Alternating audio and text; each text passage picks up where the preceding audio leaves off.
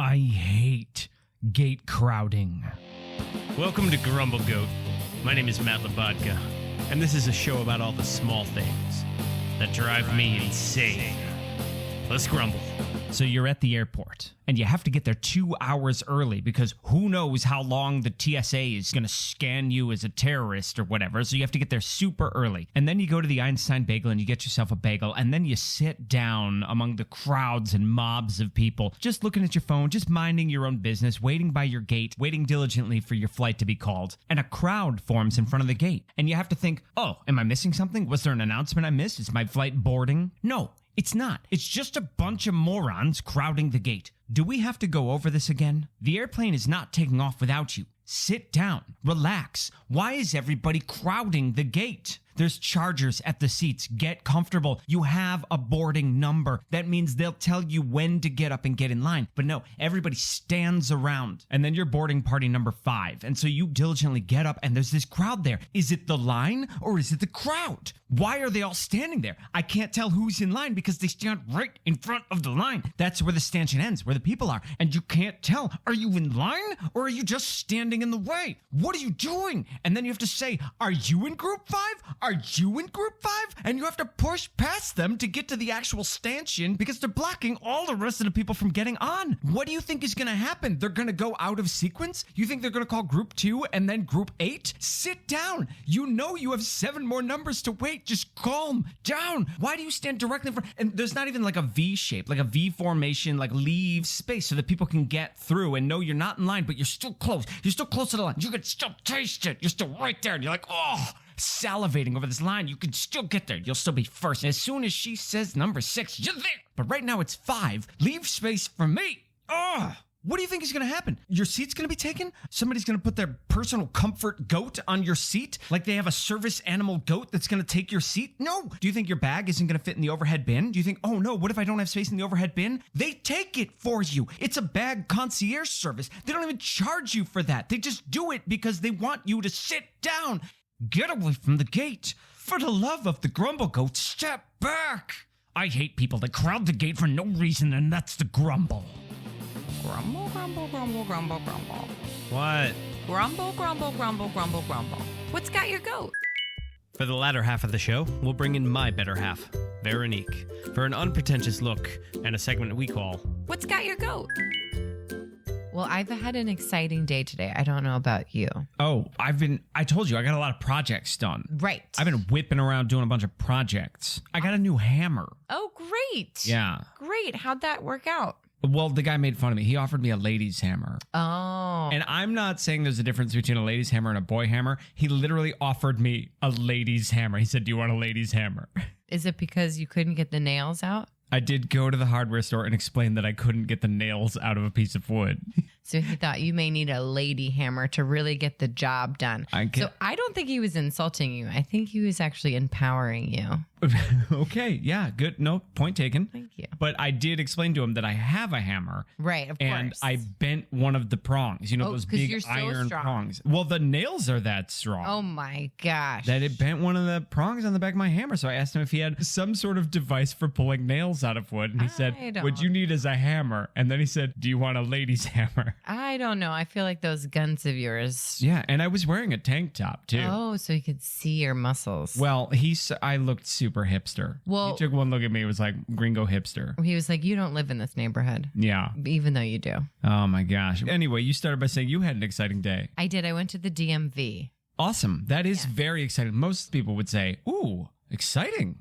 I know. Well, it is always exciting when you go to the DMV because you never know what's going to happen to you when you get there. You may think that you have all the proper paperwork to get in line, but there's always something that happens to you. Mm-hmm. So even though I had all of the proper paperwork, I didn't have the original document of something. Yeah, you brought a printout copy. Well, because of COVID, everything you have to submit online. What was so mind-boggling to me is that you have to make a reservation and you have to show the security guard your appointment. And I did that. And then he says, okay, go upstairs, 3rd floor. So is it a security guard if he's checking your reservation, or is he the concierge? He's a little bit of both. Yeah, actually ask those security guards to do a whole lot of things. That's not necessarily their job. Mm-hmm. So I go to the third floor and there's another security guard right there. And I see a cluster of people and I'm like, what's this cluster all about? So I go to the security guard and I said, you know what's going on? He said, you have to get in line. Well, there's a cluster of people. There isn't a line. There's a cluster of people, but I know I'm not in front of those clusters of people. I'm going to be behind them. So I say, I have a reservation. He's like, yes. And then I said, does it matter? And before I could even answer the question, he's like, get in line. Get in line. Same line. Isn't that confusing, though, when you're trying to go somewhere and you're not sure exactly where to go and there's a crowd of people in front of where you want to be? No line, just a crowd. Right. And you want to be in line, but it looks like a crowd. And you want to be respectful, too. You don't want to jump the line. That's a pet peeve of mine. You never want to, be sneaky or anything. Right. It's not your goal to go in front of your place in line. So he says, same line. So I say, okay, I'm going to get in the same line. Yeah. And the security guard is giving forms to people to fill out, outside the DMV. So if he's handing out menus, he's kind of the maitre d'. He's kind of the maitre d' now. Yeah, exactly. We have now formed a specific line behind me because I was like, I'm not crowding the entrance to the DMV. But you gave everybody behind you a look to be like, stand behind me. Well, I did make friends with the guy behind me, of course, obviously. Like, hello. If anyone knows me, they will know that I will have a BFF at the end of the line. Mm-hmm.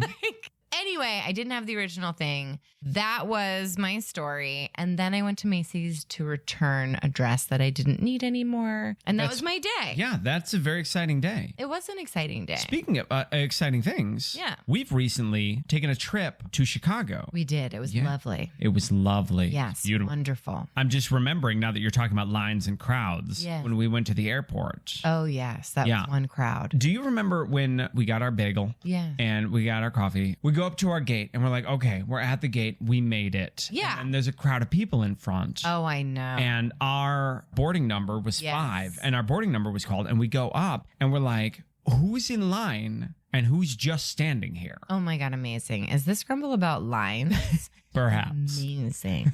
I have no idea why everyone crowds to get on one plane that is only taking off when everyone's on it. Right. Because they know who's getting on the plane. It's like if you block people from getting on an airplane, it's not like you're like getting their seat. I mean, I'll be assured a seat. It's not first come, first serve. Right.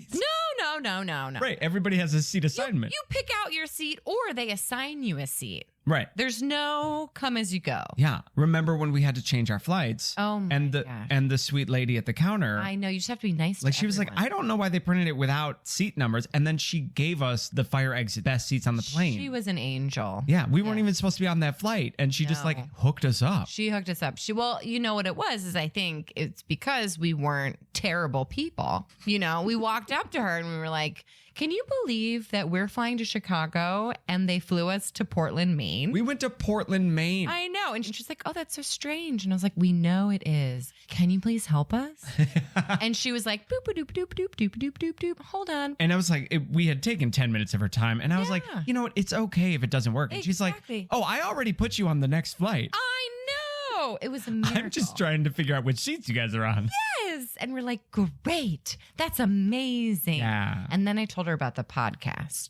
Right. But do you remember at LaGuardia when we were standing there and we were trying to get on the plane and it was our boarding group and there was a huge crowd there, which there always is. They cannot wait to get on the plane for some reason. Yeah. I have had people jump in front of me in front of the line for no reason. And then they're always the worst. All that aside, like if we were at the grocery store. Yeah. And we were like third deep in the line at the grocery store and you're like, oh, I forgot bananas. And you say to the person behind you, can I just run and grab bananas? Can you hold my spot real quick? They'll say yes. They'll be like, yeah, it's fine. Yeah. And you can run and get bananas and they'll hold your spot and you can run back in line. But at the airport, forget about it. It's a completely different mentality. Those there is no generosity. Gone. Right. Yeah. Everyone that's already taken to like security because they think you abandoned your bag. Yeah. It's not happening.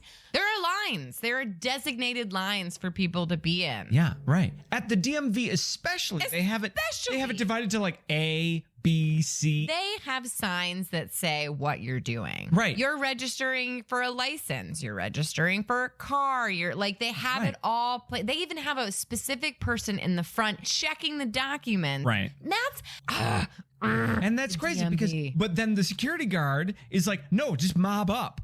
Right. Just mob up. Like, you're like, Just Sit make in line. And then once you get past that door, Yeah. the person there is going to be like, you're in the wrong line. You're in the wrong line. You're in the You're wrong in the line. wrong line. And then when you finally get to the counter, oh, you don't have the right forms. You never have the right form. Oh, what? Yeah. Ah! Yeah. One time I was at the airport bar. Okay. And I was like a few deep at the bar. You know, I showed up to the airport too early. I mean, the airport is literally like a standstill.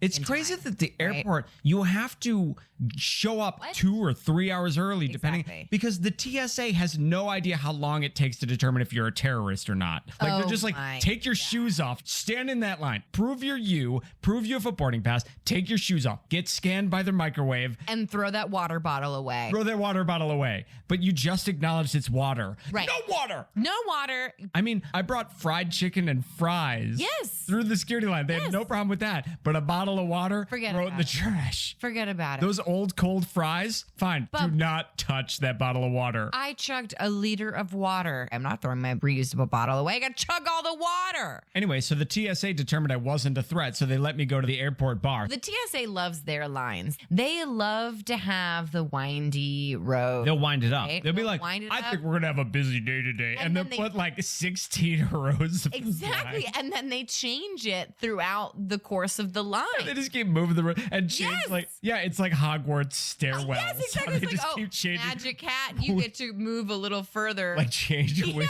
way you yeah. have to Oh, go in. and then if you're pre-check, so if you pay money, Yeah, if you pay your annual homage to the TSA. so clearly you're not a terrorist if you pay for it, right? Exactly. Yeah. And you get to keep your shoes on. What happens at the end of the gauntlet when Group 9 is finally called? Oh my gosh! And that group, Group 9. boarding Group 9, does a fist fight break out? Everybody's been standing there the whole time, seething, chomping at the bit. Just that anxiety, crazy adrenaline rush of finally our group is called. Is it a gladiator match? I really think that the airlines need to take control of this grouping situation. We need to have 3 separate lines before we get into the regular line. And We should do it the DMV way. exactly. There should be a security guard concierge Yes. that says, just group up over there. No. It's a weird adult version of Red Rover. Oh, I know. That's so weird. Yeah, like in kindergarten, we learned how to line up. Yeah. And it's like line up single file, but it's also line up alphabetically or line up by height. I always wanted to line up, but I wanted to be paired with my crush. I remember I went to this little French school and I got paired up with this guy, this little kid, obviously. Anyway, well, we had to hold hands. You had to line up and hold hands? Yes, because I was a child. So, yeah, we had to hold hands because we were going to go somewhere. Okay. And I was so excited that I was holding hands with this cute boy. Yeah. And I remember him wanting to let go of my hand. And it was like, oh, my hand's just getting so sweaty. And I was like, we have to hold hands. We have to hold hands. We have to hold. You're like a required to kid. hold my hand right now. I don't know how old I was. It was when my parents were getting divorced. So I had to be around like in 3rd grade. And so you were like, somebody has to hold my hand right now. Yes, someone has to hold my hand right now. And I'm apparently learning French. Okay, cool. Do you think that that's why you always make best friends at the end of the line? Because in the back of your mind, there's always that little whisper, please hold my hand. Please hold my hand. Wouldn't it be nice if everybody that was in that crowd was holding hands? Oh my gosh. If I had to hold hands. And then you actually had to Red Rover, like you actually had to break through the wall of people. Red Rover, let Group 5 over. It's weird because people think of New York as a crowded cesspool of angry, rude people. Yeah. But I'll tell you what, in New York, every single person knows that when you're waiting for that subway and the doors open, you move to the side. You move to the You side. leave that empty V space in front of the That's right. doors. And when people don't do that, I remind them. You can tell the tourists and you can tell the total jerks. And you're like, yo, out before in. That's what we need at airports. Just a few New Yorkers leaning out their windows being like, hey, Yeah, talk some sense to you. Be practical here. what are you? You're not first class. Move aside. I can tell. I can see you're not I first can class. tell. What are you, Group 9? Look Get at out of here. Look at those pants. What is that, a flower pattern on your shirt? You're not going to Bermuda. What are you, Group 8? Where do we think the first line came from? It was obviously a crowd Because it was a barker. It was someone selling something. Right. The first line was not a line. I mean, the first thing was a crowd. It was a crowd, right? That's the most natural thing. And then someone raised their hand and then they were the first of the line. I think the first line is like ducks, you know? Oh my goodness. It's like the same Animal thing. Kingdom. I feel like it's the same thing with mothers and their children. You know, I did see the most beautiful video of a mother bear walking across the street with 4 little cubs. And she had to keep going across the street and getting them, but they were supposed to walk in a line and they did not. I don't know if those little cubs are going to make it. They're definitely not making it on an airplane. How cute, little bears on a plane. So Mother Nature has taught us all along. When we're little kids, we learn to walk in lines and hold hands. And then little ducks also need to learn to walk in a line. You know what else ducks taught us? What? How to fly. If ducks can line up and fly, so can we. This has been an episode of Grumble Goat. Thanks for listening. I'm Mat Veronique. I'm Veronique Hurley. Please subscribe. I hate when people say please subscribe. Grumble, grumble, grumble. Boop, doop, doop, doop, doop, doop, doop, doop. Hold on.